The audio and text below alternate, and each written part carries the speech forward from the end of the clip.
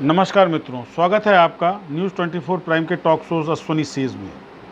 मित्रों, आज हम और आप बात करेंगे प्राइवेटाइजेशन की। निजीकरण को लेकर के पक्ष और विपक्ष, सत्ता और विपक्ष में बड़ा घमासान सोशल मीडिया वार चल रहा है, जहां एक तरफ विपक्ष इस बात पर आमादा है कि साहब प्राइवेटाइजेशन से हिंदुस्तान के अपने अस्तित्व को, हिंदुस्तान के अपने वजूद को खतरा होने की गुंजाइश है, तो वहीं भाजपा का आईटी सेल प्राइवेटाइजेशन को लेकर के इस तरीके के कुतर्क पेश कर रहा है कि न चाहते हुए, जिससे भाजपा की प्राइवेटाइजेशन की मंशा की नीयत पर शक उत्पन्न होता है। मैं अभी कल परसों एक व्हाट्सएप देख रहा था और उसमें यह था कि भाजपा आईटी सेल का एक मैसेज चल रहा है, आप सुबह उठते ही जिस टूथपेस्ट को करते हो वो टूथपेस्ट एक निजी कंपनी ने बनाया है, जिस ब्रश से करते हो वो ब्रश एक निजी कंपनी ने बनाया है, आप जो जूता पहनते हैं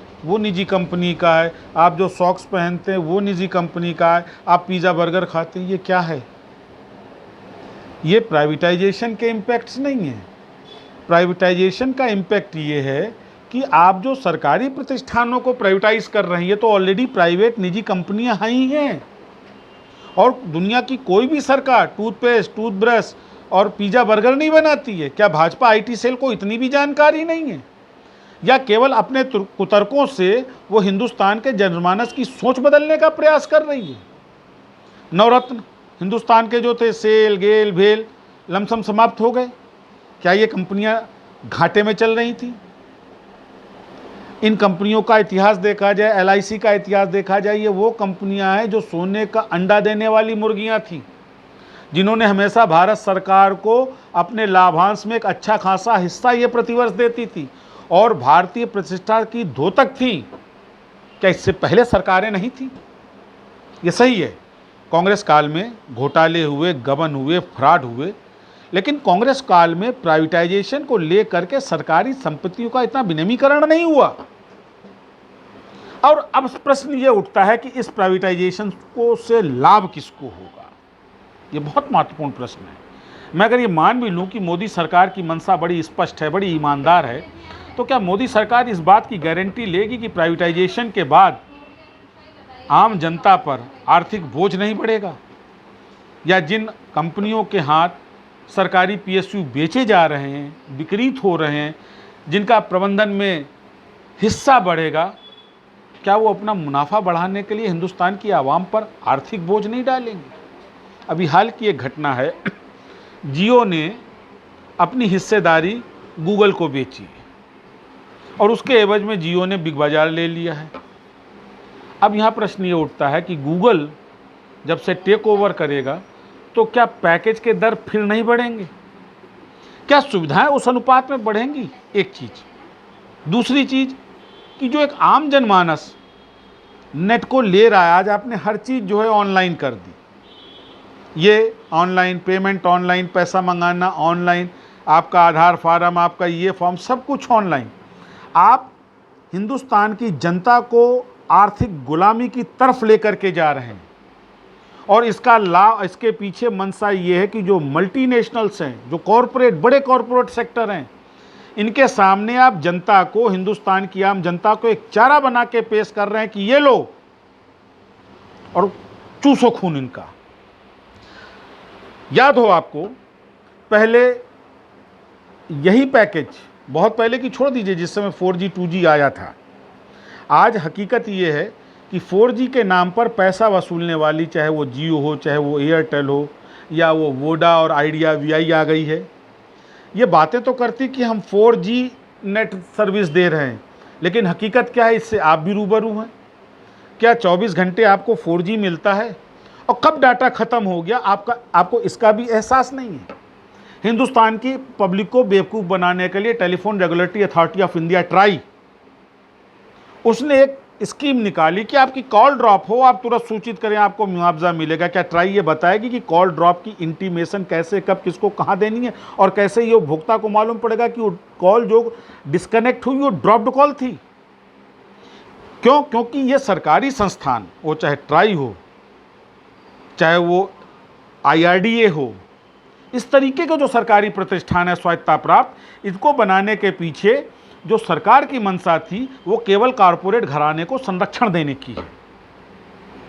आप देखिए कितने ऐसे इंश्योरेंस क्लेम हैं जो कंपनियों द्वारा भुगतान नहीं किए जाते। आईआरडीए में कंप्लेन कर दीजिए तो कंप्लेन जो है वो क्या कहते हैं, कंपनियां खारिज और कर देती हैं, और आईआरडीए कुछ नहीं करता है। हाँ, आईआरडीए एक काम करता है कि जब कंपनियां प्रस्तावित करती हैं आप बीमा राशि बढ़ा लीजिए, जो भी कंपनी के हित में कर लीजिए।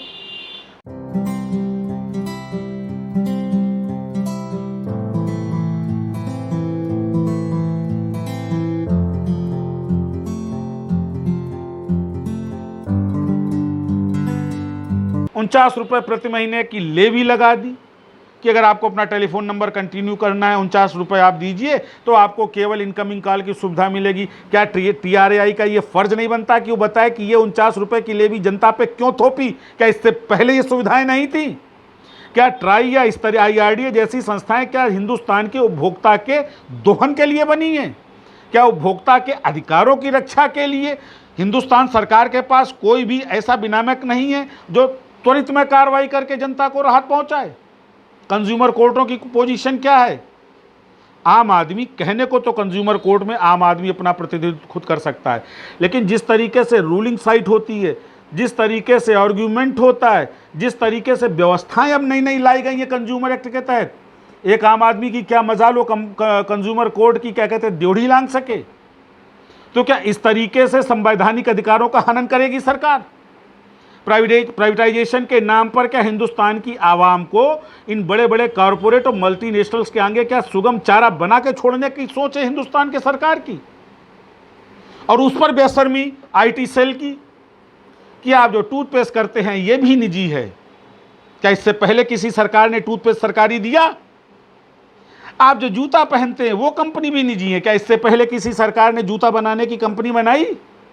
अरे शर्म आनी चाहिए। आप जनता के साथ इतना भद्दा और भोला मजाक कर रहे हैं। उठाइए अपना मैनिफेस्टो और 2014 को याद करिए। अगर आप में नैतिकता हो, 100 दिन में स्विस बैंक का पैसा वापस आ रहा था, आज तक नहीं आया, 1.5 गुना हो गया।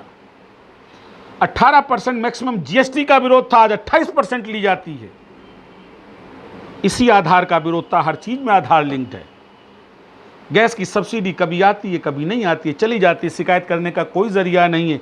आम उपभोक्ता को जो 410 रुपये और उस समय तो 360 रुपये या 40 रुपये की गैस थी, वो आज 700 रुपये से प्लस पर पड़ रही है। तो क्या सारी समस्या केवल भाजपा सरकार के समय में आई है? क्या उससे पहले हिंदुस्तान में समस्या नहीं थी? क्या हिंदुस्तान की आवाम को तब इतना कर्जा और वो नहीं देखना पड़ रहा था? क्या आपने सारा कर्जा चुका दिया? चलिए हम मान लेते हैं कि आप ये सारी चीज़ें इसलिए कर रहे हैं कि हिंदुस्तान के ऊपर कर्जा ज़्यादा था, तो क्या आज की तारीख में सारा कर्जा चुक गया? और नहीं चुक गया तो ये जो आप कर, सेस, एस, जीएसटी, इन सब के माध्यम से जो आप वसूली कर रहे हैं, ये पैसा जा कहाँ रहा है? साहब, हमने अत्याधुनिक असलहे खरीदे हैं, बड़ी अच्छी बात है। अगर असलहे खरीदे हैं तो आज नेपाल जैसे देश की, छोटे से देश की स्थिति कैसे बन गई कि वो आपको सीमा विवाद लेकर के आंखें दिखा रहा है?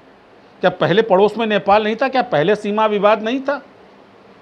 चीन से आए दिन या तो आपकी नूरा कुश्ती चल रही है मुद्दों से गुमराह करने के लिए, ये भी हो सकता है।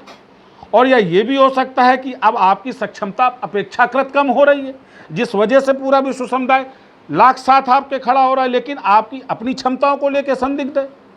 और इन सब की आड़ में जो हिंदुस्तान के मूल मुद्दे हैं वो खो रहे हैं। आज हम पिछले 8-9 महीने से ना तो शिक्षा पे बात कर रहे हैं, ना व्यवसाय पे बात कर रहे हैं, ना रोजी रोजगार पे बात कर रहे हैं, ना नौकरियों पे बात कर रहे हैं, ना बढ़ती सामाजिक वैमनस्यता पर बात कर रहे हैं। हम बात किस पर कर रहे हैं? मौलाना साद पर, जमात पर, कोरोना पर, पाल घर पर, आपके क्या कहते हैंगे सुशांत सिंह पर। तो अब क्या हिंदुस्तान में केवल यही चर्चा का विषय रह गया है? और इसकी आड़ में क्या हो रहा है? पीएसयू बिक रहा है, हिंदुस्तान प्राइवेटाइजेशन की तरफ जा रहा है। और जिस दिन प्राइवेटाइजेशन इफेक्ट करेगा उस दिन हिंदुस्तान की आवाम के ऊपर आज से खर्चा 1.5 दुगना होगा, लूटा जाएगा हिंदुस्तान की आवाम को। क्या भारत सरकार ये बताना चाहेगी? खैर, अब तो सवाल पूछने पर भी डर लगता है। क्यों? पता नहीं कब सवाल पूछ ले भारत सरकार से और कब सदन की अवमानना की नोटिस आ जाए। तो ये लोकतंत्र हिंदुस्तान में है जिस तरह महाराष्ट्र कर रहा है? इसको तो लोकतंत्र नहीं कहेंगे, ये तो तानाशाही की पराकाष्ठा है। फिर भी सवाल पूछने की एक ज़रूरत कर रहा हूँ, विद ड्यू परमिशन, क्या भारत सरकार ये बताना चाहेगी कि अगर हिंदुस्तान में प्राइवेटाइजेशन इफेक्टेड हुआ तो उसका अतिरिक्त बोझ हिंदुस्तान की जनता पर पड़ेगा या नहीं, और पड़ेगा तो कितने अनुपात में पड़ेगा? मित्रों, ये बड़ा गंभीर प्रश्न है। प्राइवेटाइजेशन की आड़ में, सरकारी सिस्टम की लापरवाही की आड़ में आप हिंदुस्तान की जनता को पुनः एक बार आर्थिक गुलामी की तरफ लिए जा रहे हैं, और इसको इतिहास माफ़ नहीं करेगा। पुनः एक बार वो 250-300 साल पहले का घटनाक्रम रिपीट हो रहा है।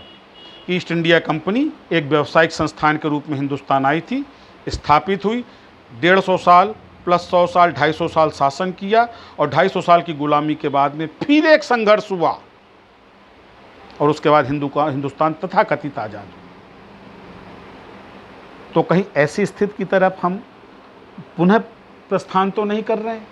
ये बड़ा गंभीर और गूढ़ विषय है, और इस विषय पर हम आप अनवरत चर्चा जारी रखेंगे। आप हमारा चैनल सब्सक्राइब करें और हमें लाइक करें। नमस्कार।